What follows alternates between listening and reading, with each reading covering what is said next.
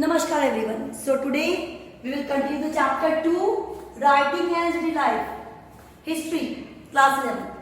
So in this chapter we were studying how the things were developed at the time of Mesopotamia and how the city life was emerged. Yesterday we have seen how the cities around the temples were growing. How the temples were not only the place of worship and other activities were also going on in temples. So in such a way we have seen so many things about the cities which were situated around the temples. Today we will come to know about the system, how they were having the economy there. उनकी economy develop कैसे हो रही थी. Now we will focus on the agriculture of that time. Agriculture of Hazar. So it was not easy for the agriculture and the conditions and the circumstances of that time. How? Because natural outlet channels of the European, too much water, flood and so many things were there. जो वहाँ थी बहुत ज़्यादा water से, because agriculture needs a proportion water for the cropping. But जब excess of water होती है, then there is a flood. So villagers periodically relocated in Mesopotamian history. Flood की वजह से जो village थे, villagers relocate होते थे. अगर flood में कोई village destroy हो गया है, destruct हो गया है, now they need to relocate that themselves. तो जो उस समय की natural conditions थी, they were facing the floods और flood से agriculture के लिए एक threat create हो रहा था. People were not able to irrigate their particular fields properly. The next thing, upstream channels divert so much water. और जो areas upstream ऊपर की ओर थे, वहाँ तो बहुत ज़्यादा water मिल रहा था, but diversion में जब जो downstream channel थे, they were having not having waters. वहाँ पे पानी होता ही नहीं था. Means टू एक्सट्रीम सिचुएशन थी, या तो बहुत ज्यादा पानी फ्लड या फिर पानी का होना ही नहीं. So in such a manner these two extreme situations were occurred at time. और इन सिचुएशन के अकर होने में कहीं ना कहीं वहाँ के लोगों की निग्लिजेंसी भी रेस्पॉन्सिबल थी. They neglect to clean silt, blocking the flow of water. जो सिल्ट जो पानी से बह के गीली मिट्टी आती थी, उसका जो फ्लो था वो जो ब्लॉक कर रहा था, उस ब्लॉकेज को वो हटा नहीं रहे थे.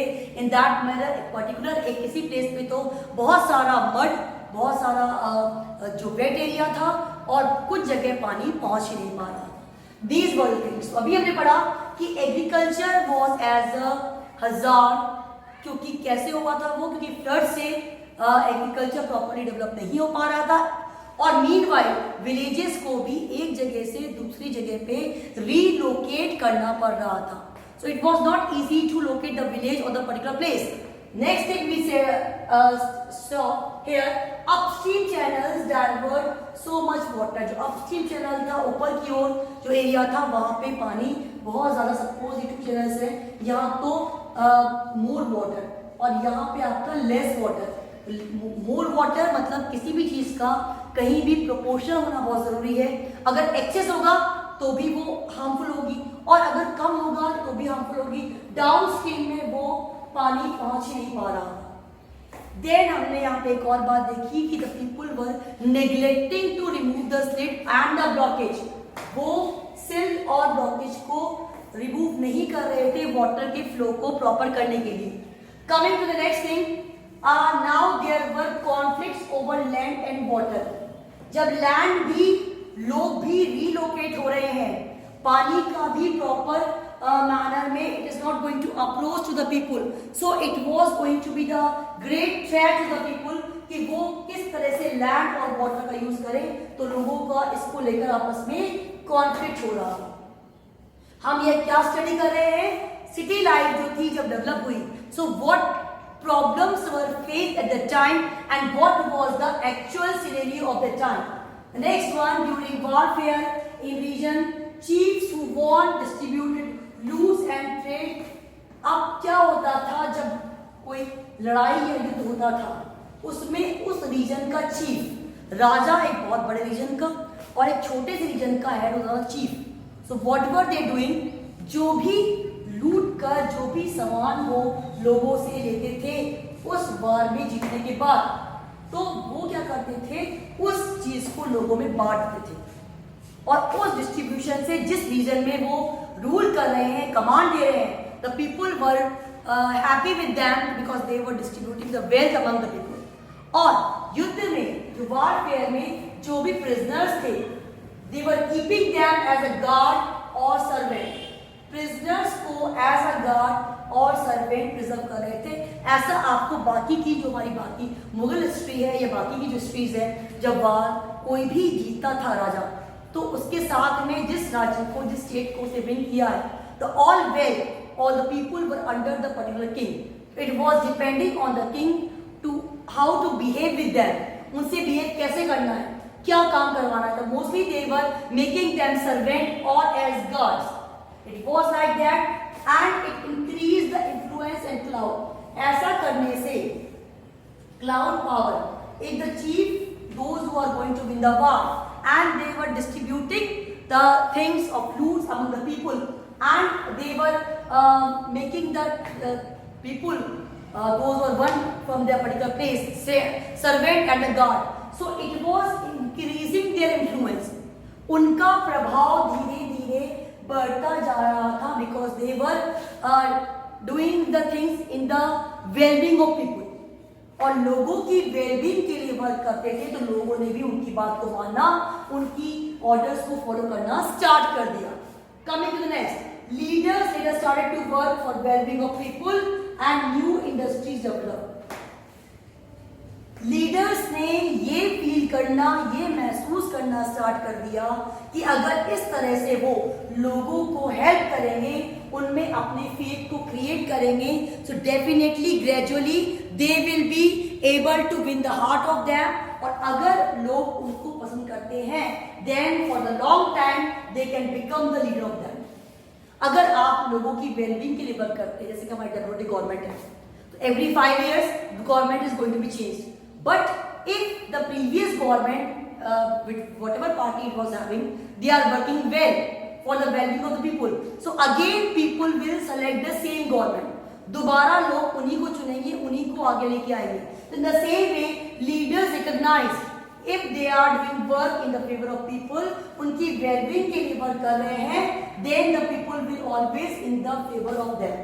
इस तरह से new industries develop होंगी। अब if any government is going to work in the favor of the people for the well-being of them, first of all they need to create the opportunities for job. उनको उन job की opportunities को create करना पड़ेगा और वो job opportunity create करने के लिए they need to set up new businesses, new industries को डेवलप करना पड़ेगा।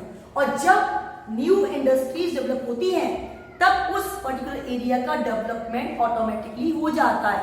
सो in such a way new industries were develop at that time and what else they were doing, chiefs और क्या कर रहे थे, जो प्रीशियस लूट्स थी, जो प्रीशियस चीजें वो युद्ध में जीत के, वारफेयर में जीत के ला रहे थे, they were donating to the God, ईश्वर को, भगवान को अर्पण कर रहे थे। कल हमने देखा था जो टेम्पल्स थे, वहां पे ग्रेन था और वहां पे आपका राइस था और आपका जो फिश बोन्स थी उसको लोग दे रहे थे। यहाँ देखा कि प्रीशियस फूड जो थी वो गॉड को देते थे।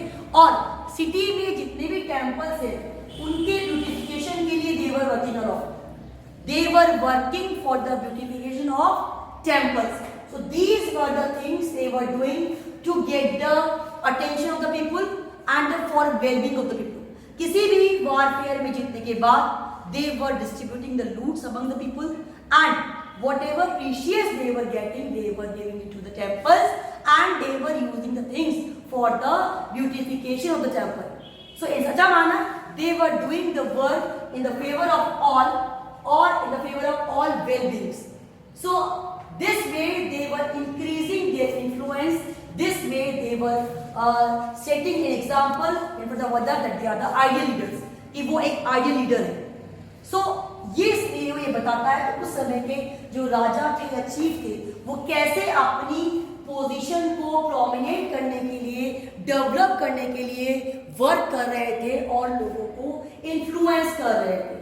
So this was the topic which is telling about the city life, how the city life was emerge.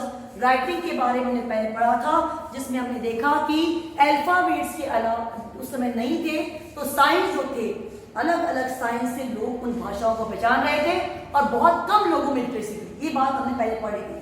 और now when we are going to know about the developed city life, so here we are going to see how the agriculture has become the subject of hazard. Natural things were there, so sometimes there was a flood, sometimes lack of water also. People were not cleaning the blockage, it created the issue, and there was a conflict over the land and the water. As you can see, these two were the main issues of dispute. Rather than other, increased influence of cloud, whatever chiefs were winning during the warfare, they were distributing the loots among the people to whom they are going to dominate, and if they are going to get some precious thing, they were denoting it to the gods, and they were using the things for the beautification of the temples and the city. So these were the means ki how they are going to develop the cities, and when they were creating their fate among people, they were developing new industries. और new industries के develop होने के साथ साथ वो city भी develop हुआ करती थी.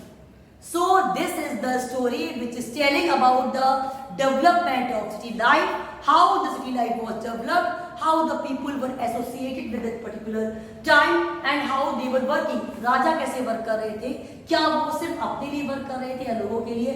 और ये बात तब से प्रूव है कि if the king or the leader is working for all, in that way it is a good leader, और उसको लोग आइडेंटिफाई करते हैं, पहचानते हैं.